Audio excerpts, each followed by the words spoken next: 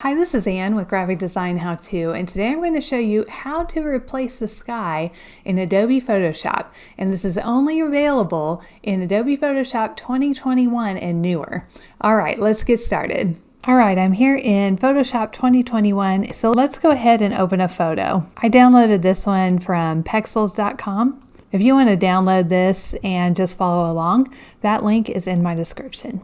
Okay, so let's say we make a brochure or something like that with this image and the client comes back and says, you know, I love this photo, but I don't like the sky and I want something with a little more interest. So now Photoshop has made this easy for us. Let's go to Edit and then come down here to Sky Replacement. And it'll bring up this dialog box. So we've got a little drop down beside this sky box, and we have a lot of skies that are just built in already. So if we want to see what each one of these looks like, we can just click on it and it automatically replaces the sky behind her.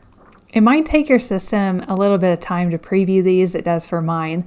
And of course, it makes sense to really pay attention to the type of image and the perspective and all that stuff, because you don't want to put some sky that doesn't match the subject at all and doesn't look natural.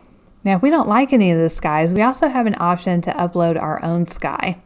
I've taken a different Pexels photo and just cropped the sky, so I'm going to use that image. We'll say OK. And now our new sky has been automatically placed in the background. Now Photoshop is going to do its best guess to decide what's sky and what isn't.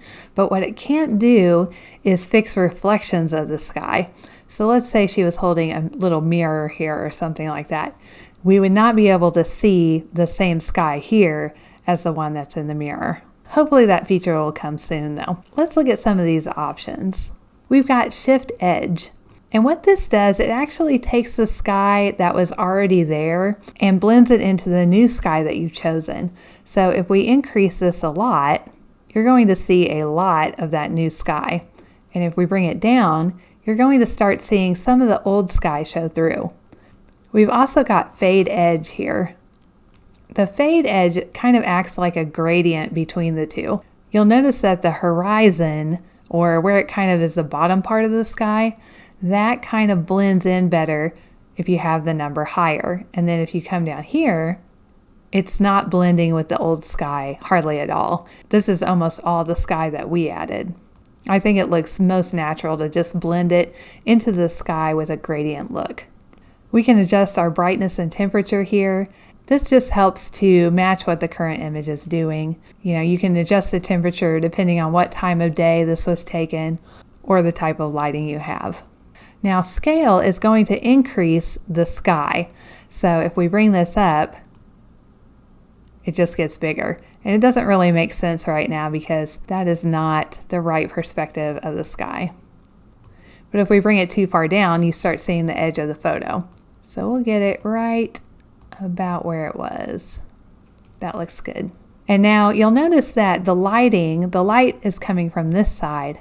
And she's got shadow on this part of her arms. So it makes sense that the lighter side of the sky would be on this side. But if we needed to flip it, we could do that here.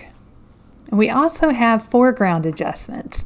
So we can change our lighting mode. And usually I just go with whichever one of these looks the best. Right now, multiply is looking quite nice. We can also adjust the lighting. With these, I just go off what looks the best. Now these tools are kind of to edit the sky itself. So with this one, you can move the sky around. With this, you can go in and refine tiny edges. You can kind of lighten or darken parts of the sky, and you can add or subtract. You can change your brush size, of course. You can also change the blending mode here. So this will work really well if you had part of the image that just wasn't looking right. You can go in and fine tune. The hand is just to move around the canvas, just like you would with your spacebar. And then of course your zoom tool is here. All right, now for the output, I usually just output to new layers. You can also do a duplicate layer.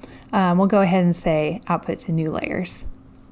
And when we do this, we get all of the adjustments that you just saw on that panel right here in your layers panel. So unfortunately, we can't get that panel back once we do this, but you still have all the same adjustments. So if we double click here, We can change our brightness and contrast. We can change our temperature and our color balance here. And we can make changes to our mask, turn off and on our lighting, and then make changes to the foreground. So we still have all the same options, it's just a different way of working with them. Okay, I'm going to zoom out, and I wanted to show you one other sky adjustment thing that you might not know about yet. Let's say you just want to enhance the sky that you've got. You're not replacing the sky, but you just want to select the sky. So let's select our background layer, and I'm going to hide our sky replacement. And then I'll come up here to select, and we can just select the sky now. It might take a second, and it does a really great job of selecting just the sky. And now we can make adjustments to just the sky using layer adjustments. And this feature is also only available on CC 2021 and newer. All right, so that is it with the new sky replacement and sky selection tools. All right, if you like the way I teach, I also have full courses out there on Skillshare, and I have a link in my description for 2 free weeks if you want to give those a try. All right, I'll see you in the next video. Thank you.